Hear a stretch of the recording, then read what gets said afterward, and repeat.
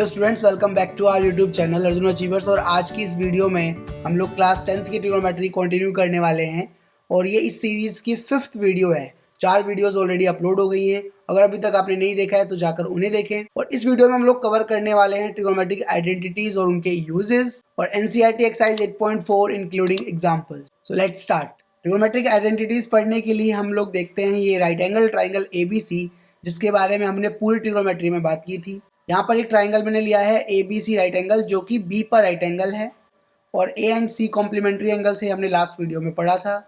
यहाँ पर अगर मैं एंगल C के अकॉर्डिंग देखूंगा तो ये मेरा P होगा, ये मेरा B होगा और ये मेरा H होगा। और एंगल A के अकॉर्डिंग देखूंगा तो ये P होगा, ये B होगा और ये H होगा।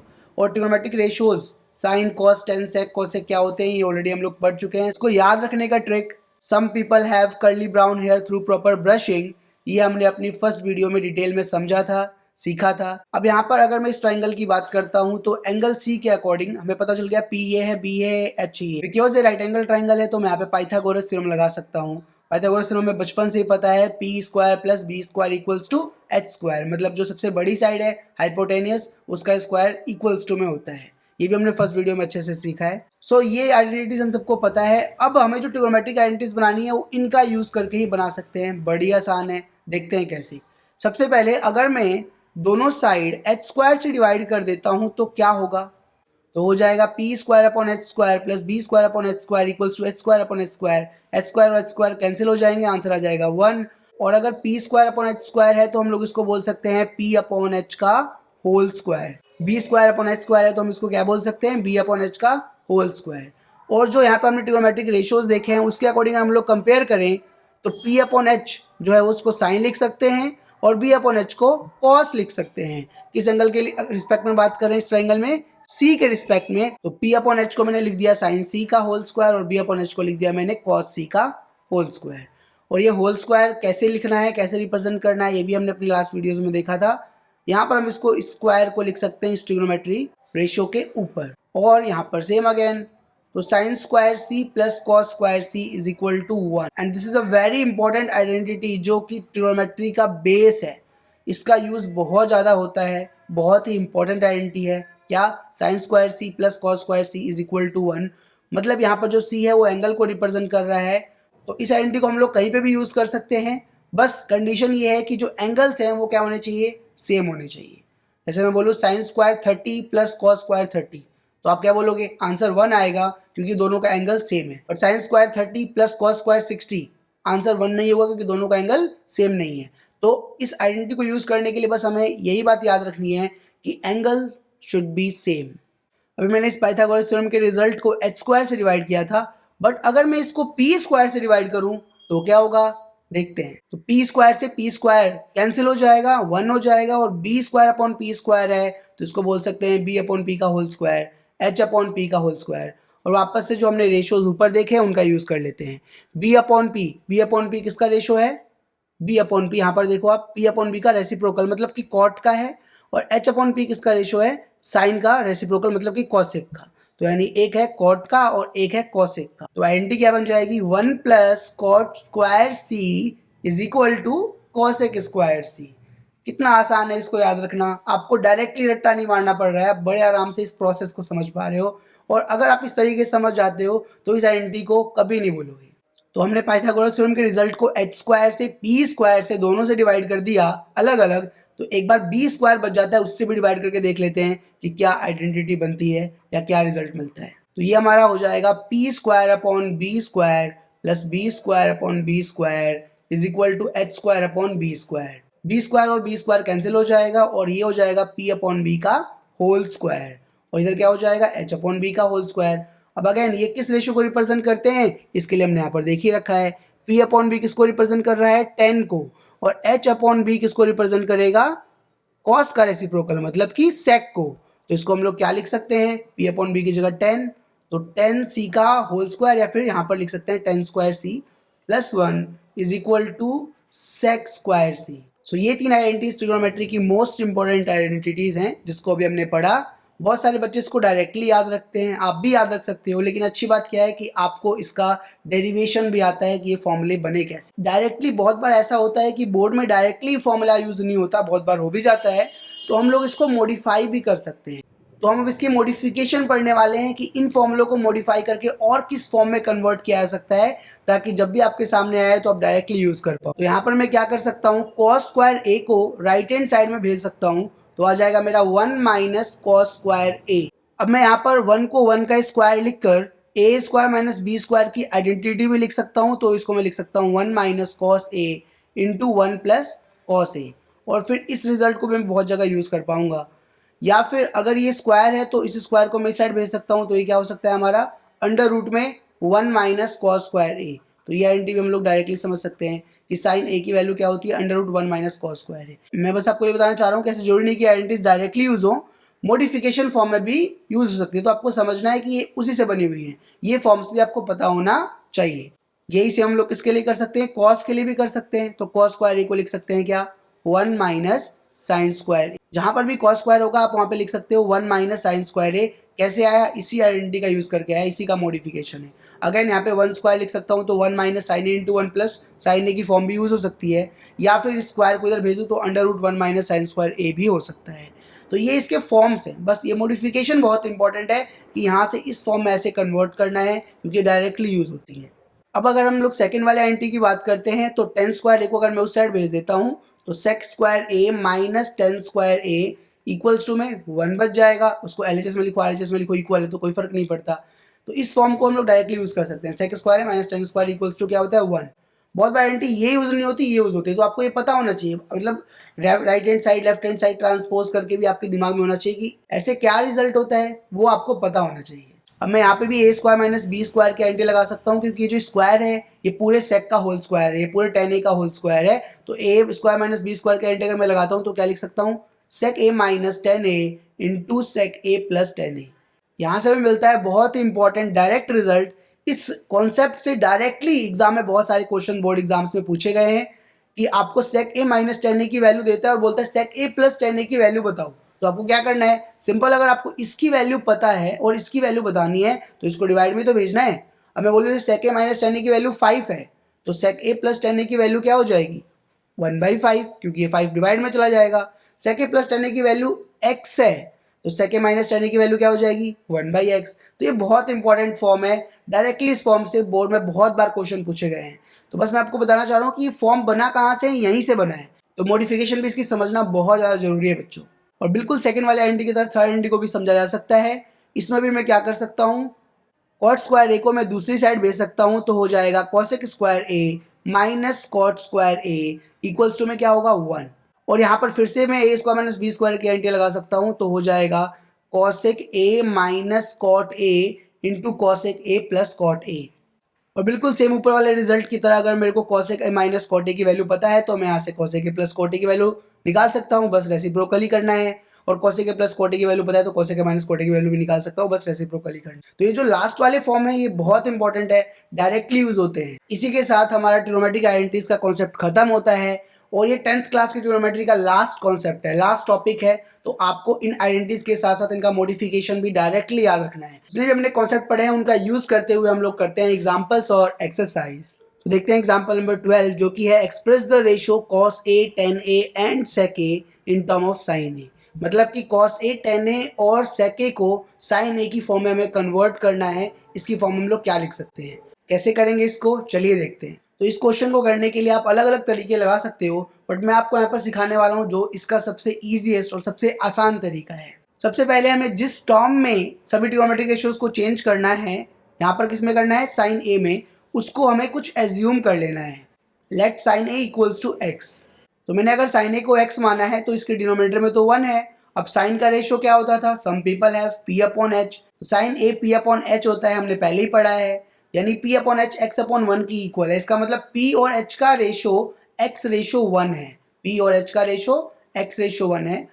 तो अगर इनके रेशो को मैं एज्यूम करके फिर सॉल्व करूं या डायरेक्टली सॉल्व करूं, आंसर सेम आता है, ये हमने एक्सरसाइज 8.1 में देखा ही था। तो मैं यहाँ पे डायरेक्टली मान लेता हूँ कि p की वैल्यू x है और h की वैल्यू 1 है। मतलब मेरे पास एक राइट एंगल ट्राइंगल है ABC जो कि राइट एंगल है B पे, और इसके अकॉर्डिंग मैं देखूँ तो ए एंगल्स के अकॉर्डिंग ये मेरा h होगा और ये मेरा p होगा, यानी ये x हो गया और ये 1 हो गया। तो अगर मेरे को ट्राइंगल की दो साइड्स पता है तो मैं पाइथागोरस थ्योरम का यूज करके थर्ड साइड निकाल सकता हूँ। सो पाइथागोरस थ्योरम में क्या करते हैं, जो 90 डिग्री के सामने साइड होती है उसका स्क्वायर अलग सेपरेट करके लिखते हैं और बाकी दो साइड्स के स्क्वायर का सम एक साथ लिखते हैं। सो ए बी स्क्वायर मुझे नहीं पता, ए बी स्क्वायर तो निकालना ही है, इसको मैं एज इट इज रहने देता हूँ और बी सी की जगह एक्स, तो ये हो जाएगा एक्स स्क्वायर और ए सी की वैल्यू 1 रखी है हमने, तो ये हो जाएगा 1 स्क्वायर और ए बी स्क्वायर निकल जाएगा एक्स स्क्वायर को दूसरी साइड भेजकर, 1 स्क्वायर 1 ही होता है और एक्स स्क्वायर को साइड भेजूंगा तो 1 माइनस एक्स स्क्वायर हो जाएगा और ए बी की वैल्यू क्या निकल जाएगी, अंडर रूट में 1 माइनस एक्स स्क्वायर। तो यानी इस ट्राइंगल की मेरे को अब तीनों साइड पता है, एक है x, एक है 1 और एक है under root 1 minus X square और x मैंने किसको एज्यूम किया है, साइन a को एज्यूम किया है। बस इतना अगर आपने कर लिया तो आपका क्वेश्चन बड़े आराम से हो जाएगा। देखिए कैसे, तो इस ट्राइंगल को देखते हुए हम लोग निकालते हैं cos a की वैल्यू। cos क्या होता है, b अपॉन h, b होगा under root 1 minus X square और h होगा हमारा 1, इसका मतलब under root 1 minus X square. और x की वैल्यू क्या थी, x की वैल्यू हमने स्टार्टिंग में एज्यूम कर ली थी, साइन a को हमने x माना था, मतलब जिस टर्म में हमें चेंज करना है उसी को हमने x मान लिया था, तो मैं आप x की जगह क्या लिख सकता हूँ, साइन a, तो 1 माइनस साइन स्क्वायर a हो गया। यानी कि cos a की वैल्यू क्या लिख सकते हैं, under root 1 minus sine square a। और अगर मैं tan a निकालता हूँ तो tan a हो जाएगा p अपॉन बी यानी x upon under root 1 minus X square. p हमारा ये है और b हमारा ये है। अब अगेन x तो हमने अपनी तरफ से एज्यूम किया है, x किसको एज्यूम किया है, साइन a को, तो यहाँ पर x की जगह क्या रिप्लेस कर देंगे, साइन a, तो हो जाएगा साइन a अपॉन में अंडर रूट में 1 माइनस साइन स्क्वायर a।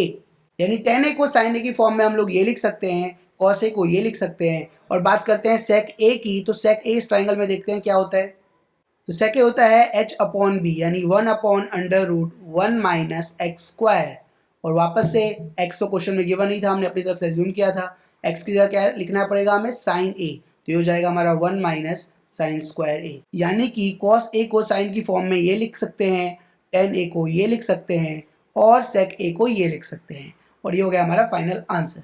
तो जब भी हमें किसी ट्रिग्नोमेट्रिक रेशियो को बाकी अदर ट्रिग्नोमेट्रिक रेशियो में कन्वर्ट करना है, तो जिस भी हमें ट्रिग्नोमेट्रिक रेशियो में कन्वर्ट करना है उसको सबसे पहले आप x मान लो, फिर रेशियो के हिसाब से कंपेयर कर लो कि क्या होगा, ट्राइंगल बनाओ, थर्ड साइड निकालो पाइथागोरस थ्योरम का यूज़ करके, और ट्राइंगल के अगर हमें तीनों साइड्स पता चल गई तो फिर जो भी ट्रिग्नोमेट्रिक रेशियो बोलेगा आप बड़े आराम से निकाल सकते हो। तो उसके बाद के जो एग्जाम्पल्स है, एग्जाम्पल 13, 14, 15, ये ट्रिग्नोमेट्री के प्रूव करने वाले क्वेश्चंस है, तो इनको हम लोग करेंगे अपनी नेक्स्ट वीडियो में, जो सेपरेटली सिर्फ प्रूविंग के लिए बनाई जाएगी। तो अगर हम आते हैं एक्सरसाइज 8.4 पे, तो एक्सरसाइज 8.4 का फर्स्ट क्वेश्चन क्या कहता है, express the trigonometric ratio sine A, sec A and tan A in terms of cot A. तो वापस से आप देखो, बिल्कुल जैसा भी हमने क्वेश्चन किया था एग्जाम्पल वैसा ही है, किस टर्म में कन्वर्ट करना है, कॉट ए। तो क्या करेंगे, तो कॉट ए को x मान लेते हैं और इसके अपॉन में कुछ नहीं है तो 1 लिख लेंगे। सो कॉट कौन सा ट्रिग्नोमेट्रिक रेशियो होता है, b अपॉन p, मतलब कि 10 का उल्टा b अपॉन p होता है। इसका मतलब हुआ कि b और p का रेशियो क्या हो गया हमारा, x रेशियो 1। तो रेशियो ना मानकर हम लोग क्या कर सकते हैं, डायरेक्टली ट्राइंगल बना लेते हैं। और इस ट्राइंगल में यहाँ पर अगर मैं एंगल a मान लेता हूँ, यहाँ पर b और यहाँ पर c और यहाँ पे राइट एंगल, तो इसके अकॉर्डिंग ये मेरा हो गया b और ये हो गया मेरा p। तो फिर पाइथागोरस थ्योरम लगा के मैं ये निकाल लूँगा जो कि आएगा under root 1 plus X square, और फिर मैं बड़े आराम से बता दूंगा कि साइन ए, सेक ए और टेन ए की वैल्यू क्या होगी, एक्स की फॉर्म में आएगी, और वापस से फिर मैं एक्स की जगह पे क्या लिख दूंगा, कॉट ए। तो जितने भी ट्रिग्नोमेट्रिक रेशियो हैं वो कॉट ए की फॉर्म में कन्वर्ट हो जाएंगे, जैसा अभी हमने एग्जाम्पल में किया था। बिल्कुल same question second number question भी है। इसमें हमें क्या करना है, सभी ट्रिग्नोमेट्रिक रेशियो जो सेक ए के अलावा हैं उनको सेक ए की फॉर्म में कन्वर्ट करना है। तो जिसकी फॉर्म में कन्वर्ट करना है मैंने आपको बताया कि उसको x मान लेंगे, तो यहाँ पर सेक ए को क्या मान लेंगे हम लोग, x। तो ये हो जाएगा हमारा x अपॉन 1। अब सेक क्या होता है, कॉस का रेसिप्रोकल, मतलब कि h अपॉन बी, तो ये h अपॉन बी को रिप्रेजेंट कर रहा है। तो एक ट्राइंगल बनाएंगे, यहाँ पर एंगल a लिख देता हूँ मैं, ये b और ये c, और उसके अकॉर्डिंग देखेंगे तो h मतलब हाइपोटेनियस, ये हमारा हाइपोटेनियस हो जाएगा x, और b मतलब बेस, यानी हमारा ये 1 हो जाएगा। और बड़े आराम से फिर हम लोग पाइथागोरस थ्योरम से ये निकाल पाएंगे। और सभी जितने भी ट्रिग्नोमेट्रिक रेशियो है, sign A, cos A, ten ए, उनको इस ट्राइंगल का यूज़ करके निकाल लेंगे और बाद में एक्स की जगह पे क्या रिप्लेस कर देंगे, सेक ए। तो यानी कि जितने भी ट्रिग्नोमेट्रिक रेशियो सेक ए की फॉर्म में कन्वर्ट हो जाएंगे। तो किसी भी ट्रिग्नोमेट्रिक रेशियो किसी और ट्रिग्नोमेट्रिक रेशियो में कन्वर्ट करना कितना आसान है, बस ट्राइंगल बनाना है और वैल्यूज निकालनी है, क्वेश्चन खत्म। नेक्स्ट क्वेश्चन नंबर थर्ड, इसके दो पार्ट हैं, करते हैं first part. Sine square 63 degree plus sine square 27 degree upon में cos square 17 degree plus cos square 73 degree. तो अब हमें पता है कि ये जो एंगल्स हैं वो स्पेसिफिक एंगल्स तो है नहीं जिनकी वैल्यूज हमें पता हो। तो जब स्पेसिफिक एंगल्स नहीं होते तो मैंने आपको लास्ट वीडियो में बताया था कि हमें क्या यूज़ करना होता है, कॉम्प्लीमेंट्री एंगल का कॉन्सेप्ट, यानी कि साइन की वैल्यू कॉस के इक्वल होती है बट इस एंगल पे नहीं, इसके कॉम्प्लीमेंट्री पे। तो 63 का कॉम्प्लीमेंट्री क्या हो जाएगा, 90 में से 63 को माइनस कर दो, 27। तो इसको मैं लिख सकता हूँ कॉस स्क्वायर 27 और ये हो जाएगा हमारा साइन स्क्वायर 27। इसमें कॉम्प्लीमेंट्री एंगल नहीं लगाएंगे क्योंकि अगर हमारा एक में ही निकाल के काम चल रहा है या सॉल्व हो रहा है तो फिर हमने दूसरे में लगाने की जरूरत नहीं है। अब ऐसा क्यों हो रहा है, क्योंकि देखो sine square same angle plus cos square same angle, value क्या होती है 1, तो आइडेंटिटी लग जाएगी, इसलिए मैं इसको एक्सपेंड नहीं कर रहा। अब अगर मैं इस पर भी कॉम्प्लीमेंट्री लगा दूंगा तो ये बन जाएगा कॉस स्क्वायर 63, तो फिर से तो सॉल्व हो ही नहीं पाएगी ना, प्रॉब्लम तो वहीं पर अटक जाएगी, इसीलिए इसको चेंज नहीं करना। इसी तरह से नीचे वाले को देखता हूँ, कॉस स्क्वायर 17 डिग्री है तो कॉस की वैल्यू साइन की इक्वल होती है, बट उस एंगल पे नहीं, उसके कॉम्प्लीमेंट्री में। तो 17 का कॉम्प्लीमेंट्री क्या हो जाएगा, 90 में से माइनस कर देंगे, 90 में 70 माइनस करेंगे तो आएगा 73। तो ये हो गया साइन स्क्वायर 73 डिग्री। अब अगले वाले पे चेंज करने की जरूरत है नहीं, आपको खुद सोचना है, बिल्कुल चेंज करने की जरूरत नहीं क्योंकि सेम है और यहाँ पर डायरेक्टली आइडेंटिटी लग जाएगी। Sine square A plus cos square A is equal to 1 होता है, but angle should be same और एंगल सेम है ही, तो ये भी 1 हो जाएगा। मतलब ऊपर आइडेंटिटी जो हमने पढ़ी है उससे ये वैल्यू 1 और नीचे वाली वैल्यू भी 1, तो फाइनल आंसर क्या आ गया 1। नेक्स्ट थर्ड का second part, sine 25 degree into cos 65 degree plus cos 25 degree into sine 65 degree. यहाँ पर भी जो एंगल है वो स्पेसिफिक एंगल्स नहीं, तो उनकी वैल्यूज हमें पता तो है नहीं, तो कॉम्प्लीमेंट्री एंगल कॉन्सेप्ट लगाना पड़ेगा। तो अब साइन 25 डिग्री है, अगर मैं यहाँ पे देखूँ कॉम्प्लीमेंट्री एंगल कॉन्सेप्ट, तो साइन की वैल्यू में कॉस लिख सकता हूँ, बट 25 डिग्री एंगल नहीं होगा, इससे कॉम्प्लीमेंट्री होगा यानी 65 हो जाएगा। तो कॉस 65 इंटू कॉस 65 हो गया, प्लस जो आगे वाला है वो कॉस 25 है, तो यहाँ पे भी मैं कॉम्प्लीमेंट्री एंगल लगाता हूँ, तो ये हो जाएगा साइन और 90 माइनस 25 मतलब कि 65। और नेक्स्ट वाले को मैं चेंज नहीं कर रहा, तो ये cos into cos same angle है, तो ये हो जाएगा कॉस स्क्वायर 65, एंगल सेम है इसलिए हम ऐसा लिख पा रहे हैं, और ये हो जाएगा साइन स्क्वायर 65। अब sign square A plus cos square ए 1 होता है, क्योंकि एंगल इनके सेम है तो इसकी वैल्यू क्या हो जाएगी 1, मतलब सेकेंड पार्ट का भी आंसर क्या है 1। अब बढ़ते हैं फोर्थ क्वेश्चन की तरफ, वो लिखा हुआ है 9 सेक स्क्वायर है माइनस 9 टेन स्क्वायर है, और ये MCQ है, आपको इसमें से बताना है कि कौन सा ऑप्शन सही है।